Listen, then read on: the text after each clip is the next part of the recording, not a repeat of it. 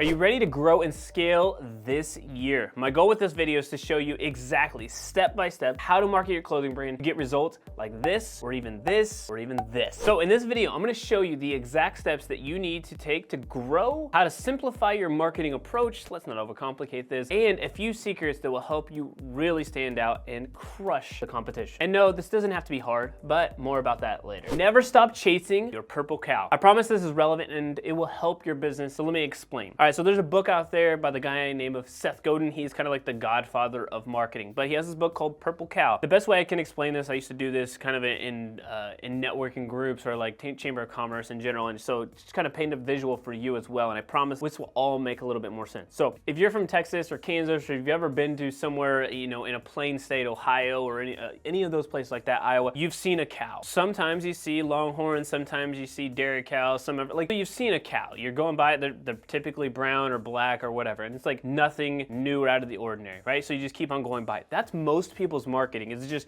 you keep driving by. But what if we were on the highway going 50, 65 miles an hour? Hopefully you're going a little bit faster in Texas. We know we want to drive faster. But you're driving and you literally see a huge group, like 30 people, 30 cows over to the right of you, and they're all purple. What are you gonna do? You're gonna stop. You're gonna get out, you're going to call your friends, your family, your mom, you're gonna be freaking out wondering if something had happened, but you're also gonna take some pictures. And the point is, you have to stop and wonder what is going on. You're looking over here trying to figure out why is there a purple cow right here. That is the difference between every other brand that's out there that's a brown cow or a black cow that just blends in. You just keep on going by. The purple cow gets you to stop. It gets you to take a step back and actually understand what it is that they're trying to do as the brand and help them really kind of stand out in the marketplace. So the most important part about your marketing for your clothing brand anyway is first getting attention, right? Like I mentioned for the purple cow. Without attention, honestly, nothing else matters. If you don't have the attention, nothing else will happen. People go through a funnel when they buy a product and it looks something like this, right? Everybody talks about this marketing funnel. What does it look like? There's really kind of three components to this. Number one is attention. Number two is consideration, engagement, or kind of like the nurturing. And the third one is conversion. They don't always go like this. Some people are ready to buy at any given moment.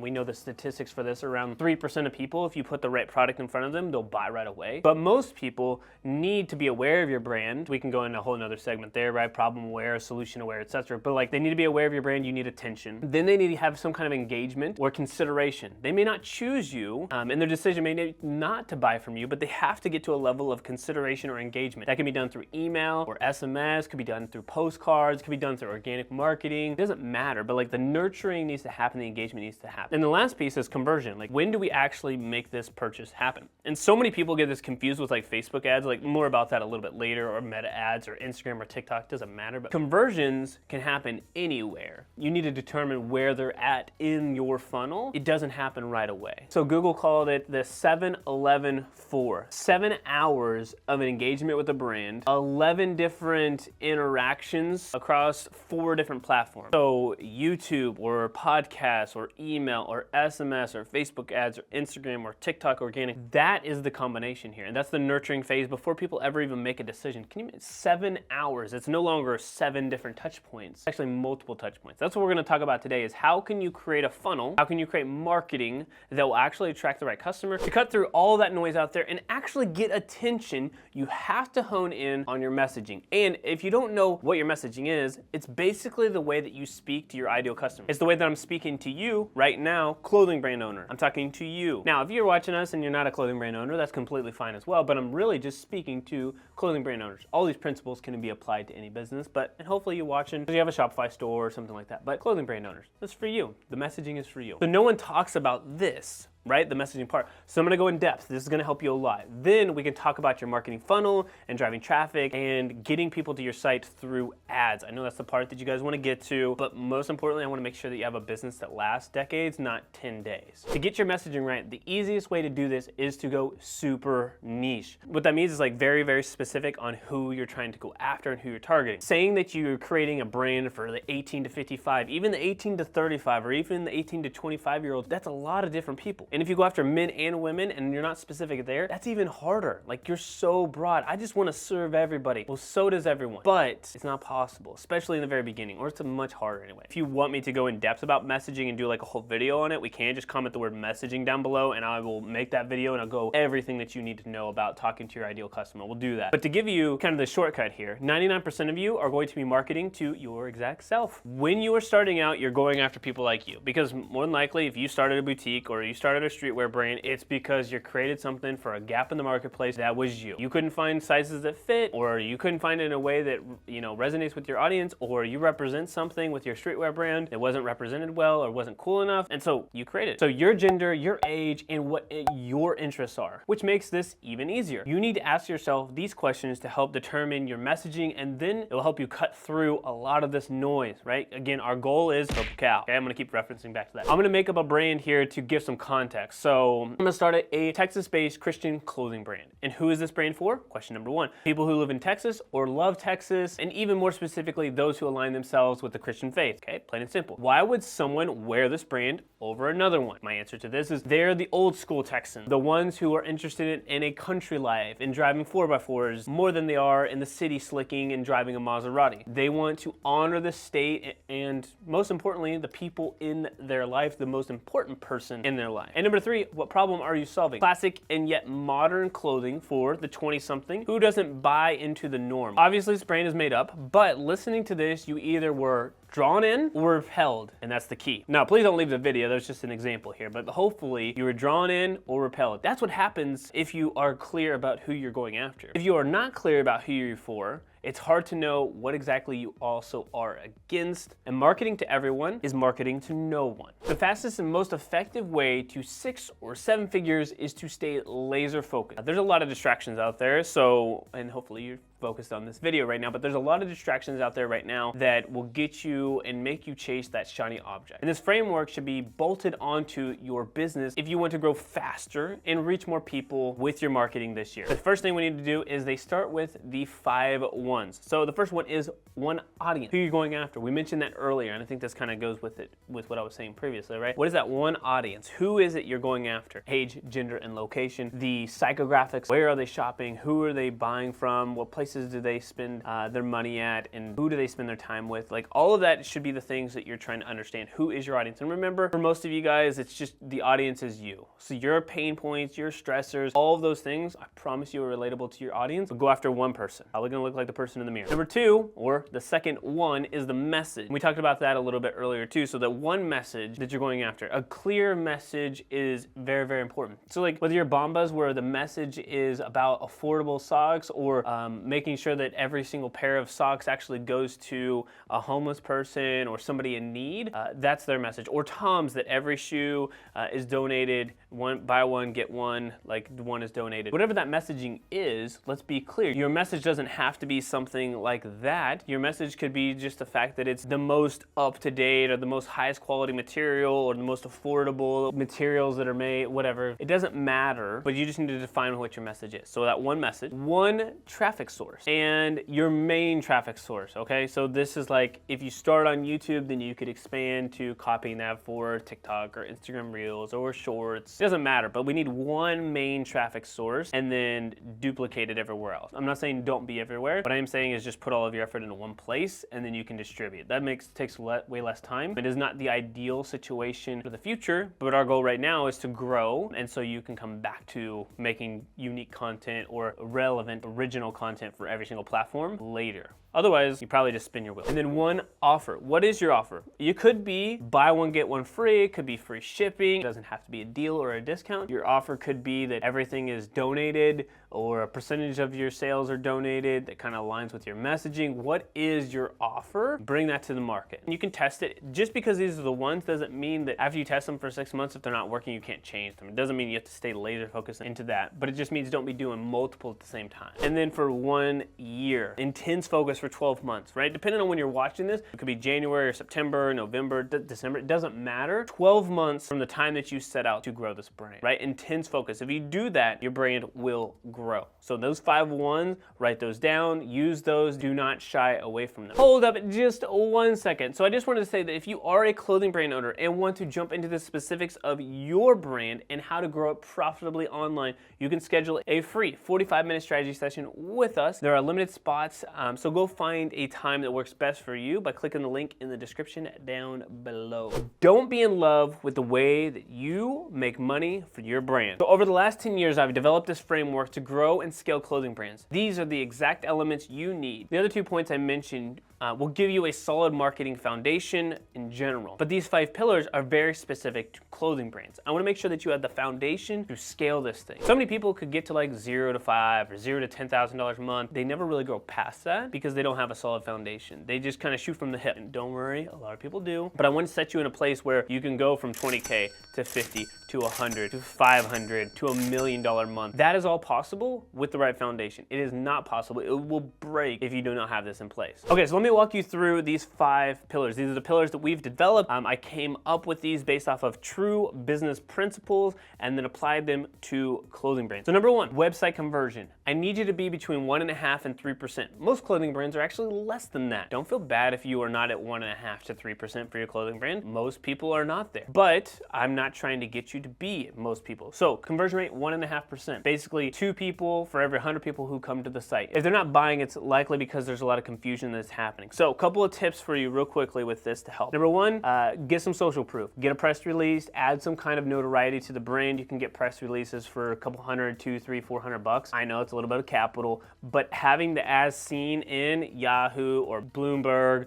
or NBC or Fox or anything will add validity to your brand. I promise you, you'll get more sales. Number 2, best thing you can probably do is go do a speed test. If you are not savvy with a speed test, check out Fiverr or something else to go and just get your site sped up. And number 3, get rid of any type of animation or anything that doesn't take you directly to the products, okay? There's a lot of different things that you can do to optimize your store, and we actually have a document called the Store Optimizer. So if you comment Optimizer down below, I will send it to you. It's free, and literally go through the checklist. I just cannot answer all of them on the video. But if you have all those animations or like things where you gotta click 12 different times to get a purchase, like stop. Your goal should be to make money. Go look at Amazon. They're literally one of the largest, if not the largest e-commerce platform in the world, and they do not have a bunch of weird animations going on. Nothing against your animations. Probably looks cool. Go show them to your friends, your grandma. They'll love them. But my job is to help make sure that you have money in your pocket. So get rid of them, take them directly to the product, and make it literally 3 clicks to make a purchase. Number 2, traffic. There's only 2 ways to drive traffic, organic or paid. I do not care which one that you do. It could be SEO or search engine optimization. That takes a little bit longer. I typically push that down to the bottom, and we'll talk about that here in a second with organic and branding. But organic or paid. Posting on social, whether it's Instagram or TikTok or Facebook, it does not matter. I'm just looking for the biggest leverage point. At the time of this recording, you should be leveraging like TikTok Shop or using Instagram video carousels. A lot of people push Instagram Reels, which I do too, but Instagram carousels, I want a very strong thumbnail and then storytelling throughout 3 or 4 videos as the carousel goes through. You could do that all organically, and the things that work well organically, you could turn into ads. There's no difference. The only difference is that organic is free and paid you put money behind. But if it doesn't work well organically, please do not put money behind it because it's probably not gonna work well with ads. I don't care if more people reach it or not, the content isn't good. And without good content, it's very hard to drive traffic. Word of mouth only works if you have a great product, but you have to have awareness. We talked about that earlier. So you've got to create content to make that happen. Another way to do it is you can create some content on YouTube, podcast, those also work. But I think the best, most effective way for a clothing brand right now is leverage something like TikTok or Instagram and really just go in where your audience is at. Some people argue Pinterest. I think Pinterest is a great place to kind of do some window shopping. People walk by, they look at the brand, they're like,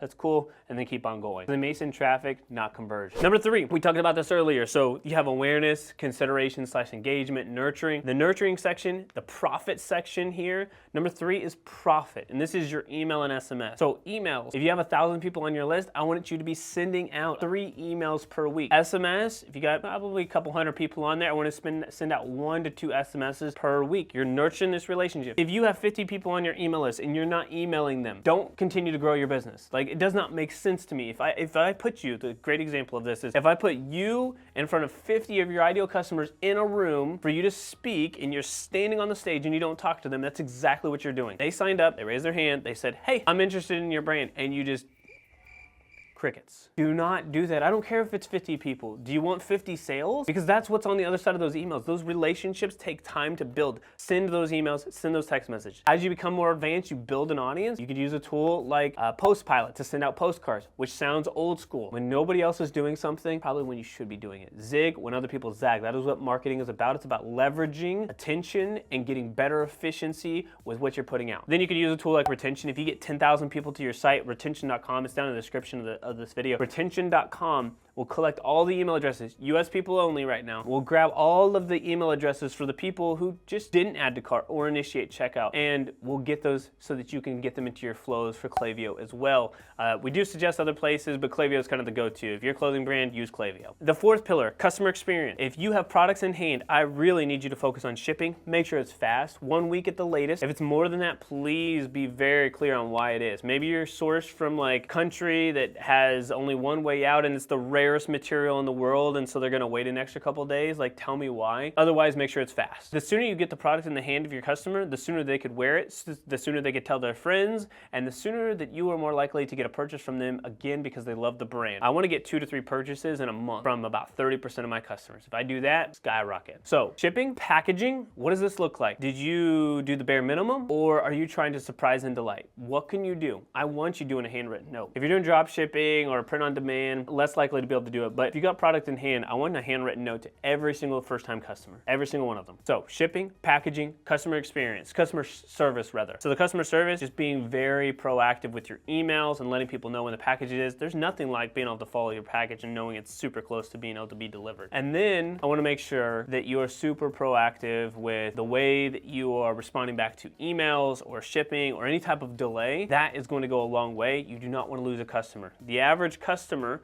will tell 2 or 3 people about a great experience. They'll tell 10 people about a bad experience. I know I have mentioned, and there has been a streetwear brand on here, I have mentioned to many people in private, they had an amazing product. They did not treat me well. And I've told multiple people, like, this product's amazing. Go check them out if you want them, go check them out. But my experience was very bad, and this is why. And I've told more than 10 people. I think it's just natural. And I try not to talk bad about brands, but I do want to be transparent, like I would want you to be transparent with me. If a brand is doing something that is not ethical or is kind of outside the lines of what you would expect, then probably need to tell somebody. If you just had a bad experience or whatever and it's nothing major, then just keep quiet and you probably won't tell anybody. But that's the one way that you can actually grow a business, is with great word of mouth. Word of mouth is the only thing that really kind of compounds. And that brings up number 5, which is the organic/branding. And a lot of people try to spend most of their time here when should be more like the brand building stage. This is a much later piece. So like in order of kind of like the branding, which is like search engine optimization. I mentioned that earlier for organic, but search engine optimization, it's the ability for you to show up in search, whether it's Google or Bing or Yahoo or whatever is out there at the time. This takes longer, typically. It's gonna take months, if not 6 months, 7 months, 9 months, depending on how competitive your niche is, and it's a long-term play. But being online and being searchable is a big brand play.